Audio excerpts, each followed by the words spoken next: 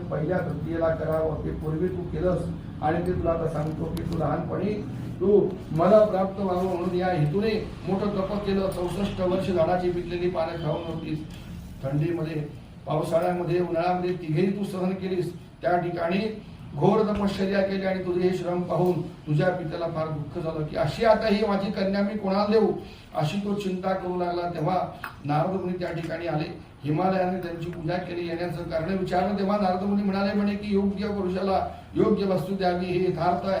तुझी ही योग्य कन्या उपवर झाली तेव्हा ती तू विष्णूला द्यावी आणि विष्णूच तिच्यासाठी योग्य असे मला वाटते आणि म्हणून मी या ठिकाणी आलेलो आहे. हिमालयाला फार मोठा आनंद झाला. त्याने ही गोष्ट कबूल केली आणि मग नंतर नारद मुनी त्या ठिकाणी निघून विष्णूंकडे आले आणि विष्णूंना सांगितलं की मी आपला विवाह निश्चित करून आलेलो आहे. इकडे तू घरातून जी नारद गेल्यानंतर निघाली तुला ती गोष्ट सांगितली तेव्हा तुला ती रुचली नाही आवडली नाहीस. तेव्हा म्हणून तू रागाने सखीसह घोर अरण्यामध्ये गेली आणि मग महादेवापासून मला दुसरा पती करणे नाही असा माझा निश्चय आहे. असं असूनही माझ्या पित्याने मला विष्णू देण्याचं कबूल केलं. आता काय करावं हे काही समजत नाही आणि म्हणून तू तुझ्या सखीकडे गेलीस. तेव्हा सखी म्हणाले की म्हणे हे देवी का बरं तू रागावलेली आहेस काय झालंय. त्यावेळेला सखीने तुला एका तू सर्व हकीकत सांगितल्यावर घोर अरण्यामध्ये नेलं आणि मग काय उपाय करावा असं विचार करू लागलं. त्या ठिकाणी अरण्यामध्ये जाताना तुम्हाला एक नदी दृष्टीला पडली. नदीच्या काठावर एक गुहा होती.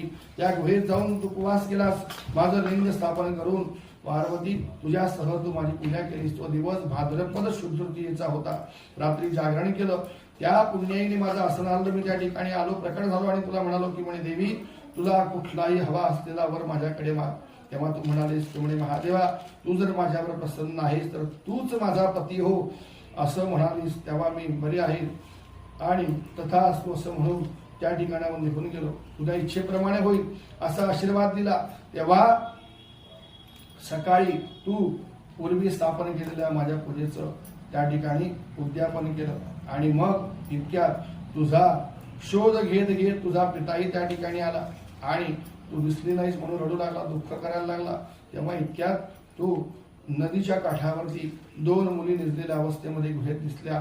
तेव्हा त्याला आनंद झाला आणि मग विचारलं की म्हणे हे मुली तू या ठिकाणी घोर अरण्यामध्ये जंगलामध्ये येऊन काय राहिलीस. त्यावेळेला तू सांगितलं की बाबा तुम्ही मला शंकराला अर्पण करणार असाल तरच मी घरी परतेन न पेक्षा मी इथेच राहावे असा माझा निश्चय आहे.